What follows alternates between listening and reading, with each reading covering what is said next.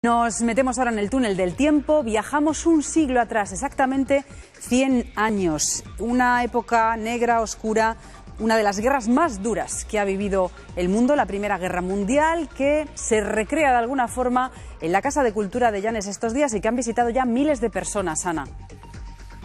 7.000 personas concretamente han pasado ya por aquí, por esta Casa de Cultura, desde que se inauguró esta muestra en verano. Todavía va a estar presente aquí durante unos meses, así que si ven algo o algo nos falta por explicarles, no duden en acercarse hasta aquí, hasta Llanes. Estamos hablando de un periodo negro en la historia del mundo, en la historia de nuestro continente, de Europa.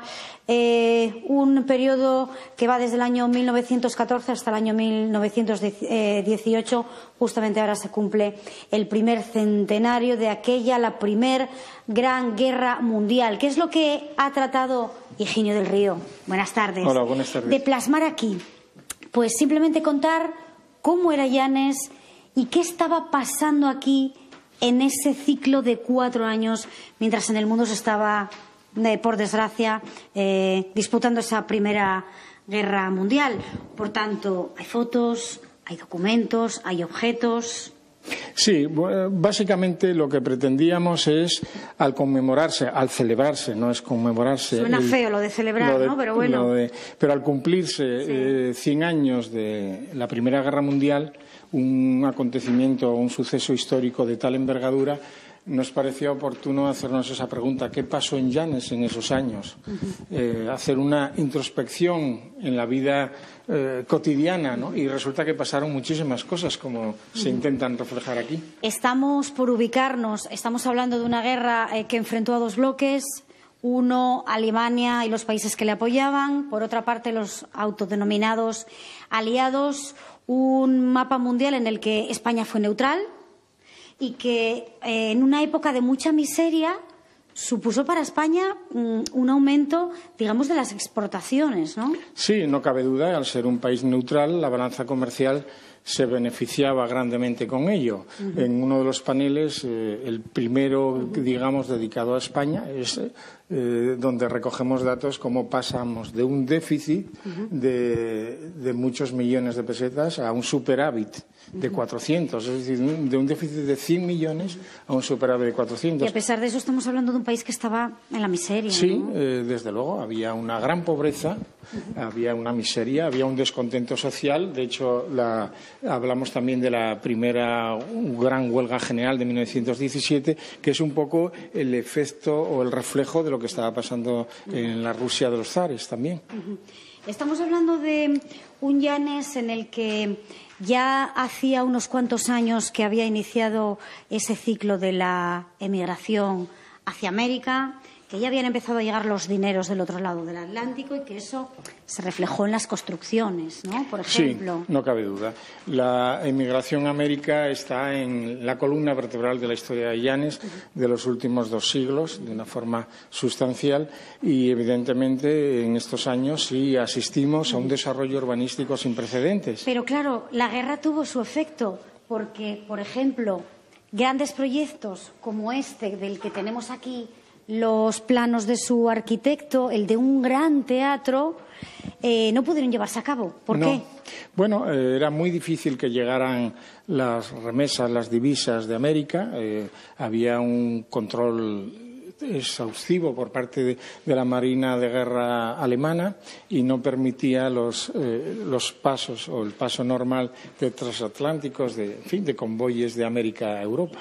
Eso no cabe duda que repercutió en Llanes.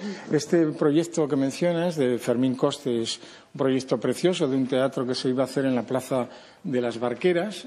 Está fechado en 1913 y es una consecuencia de eso que decimos. Es decir, no llegó dinero, no se pudo hacer. Fueron los años en los que se creó el casino, este edificio tan emblemático hoy en día también de Llanes, y que por aquel entonces nació como sede, como club privado en el que se reunía la gente de la alta sociedad, ¿no? Sí, en realidad ya había nacido en 1850.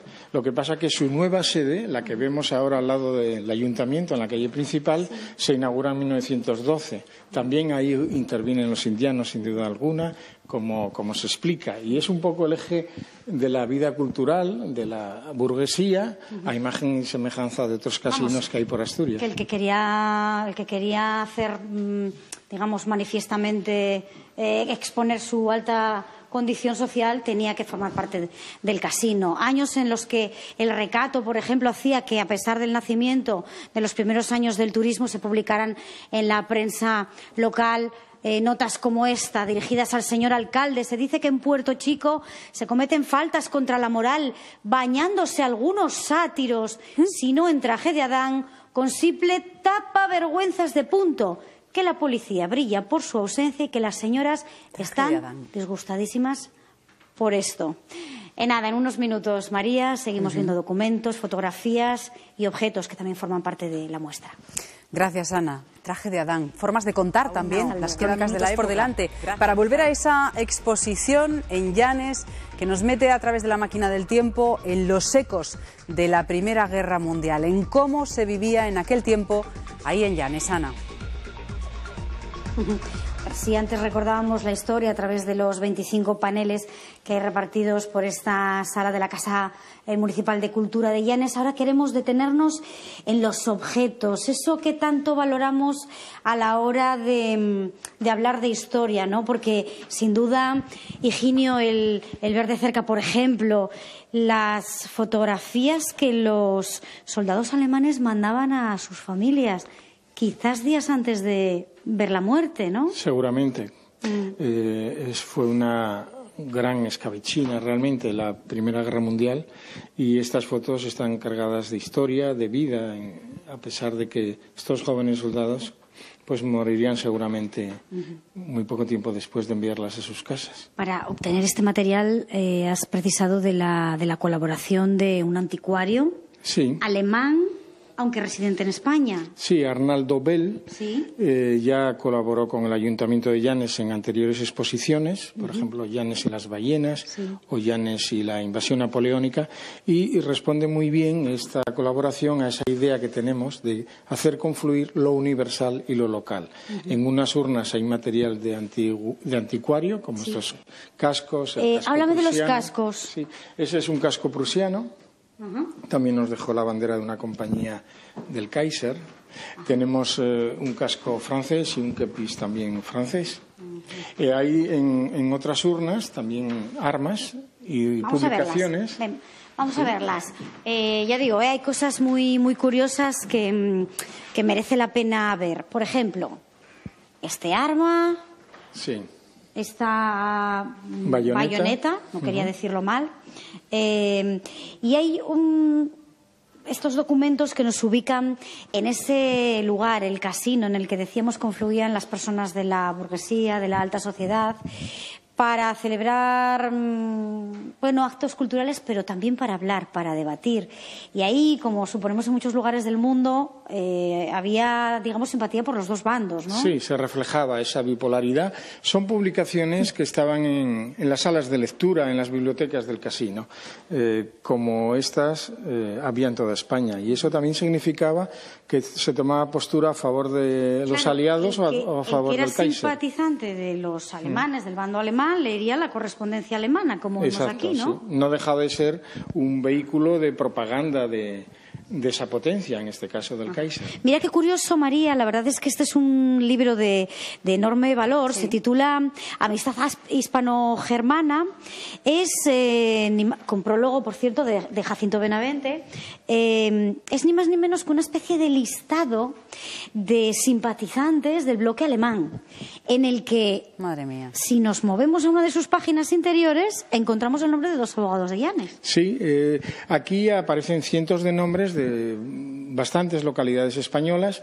Son personas que, según se nos dice en el prefacio, quieren manifestar que España siga siendo neutral, pero quieren hacer constar al propio tiempo que son partidarios de los valores alemanes, germánicos, de la cultura germánica, pero desde la neutralidad.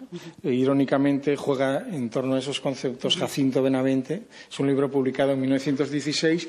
Benavente, por cierto, ganaría el Premio Nobel de Literatura 8 años años después. Bien, otra curiosidad. En aquellos años, seguimos en el casino, para construirlo hizo falta aportación popular. Sí, claro. Y este título que vemos aquí es un poco la forma en la que se materializaba o se demostraba que uno había puesto dinero y, por tanto, era madre mía, 50 poseedor pesetas. de determinadas acciones. Sí. Sí. Son títulos de obligaciones que facilitaban el llevar a cabo la obra del casino, la nueva sede que se inaugura en 1912, que es un edificio que lo tenemos en la calle principal, que es también ahora de gestión municipal. Ahí se hacen conciertos de cámara, etcétera. Vamos a entrar en la última de las salas, donde hay un protagonismo también de documentos y de objetos del Llanes de aquellos años. Recuerdo, estamos hablando del Llanes de entre los años 1914 y 1918. Aquí hay pequeñas joyas también. Estamos viendo, pues por ejemplo, tickets, lo que serían los antiguos tickets o resguardos de diferentes negocios, de hoteles, de Cetaria de Llanes. Estamos viendo, háblame de esta lata. Sí, es una lata de una industria conservera que había aquí relacionada con el dulce de membrillo, dulce de manzana. Estamos en una sala donde he querido prestar atención a aspectos como las fábricas de Llanes, la vida comercial, los periódicos, los escritores, el descontento social, la crisis económica, en contraste con las visitas reales también, de ellas nos acordamos, y algo, Ana, si me permites, la repercusión que tiene en Llanes la Revolución de México. Ya ven ustedes, cuánto por conocer, cuánto por leer, cuántos objetos por ver. Les recuerdo que esta exposición va a seguir aquí todavía durante todo el próximo mes de febrero, probablemente hasta Semana Santa. 7.000 personas han pasado ya por esta Casa de Cultura de Llanes. Higinio, enhorabuena por esta investigación, por este trabajo, por los anteriores y por nada más ni nada menos que 27 años al frente de la Casa Municipal de Cultura de Llanes.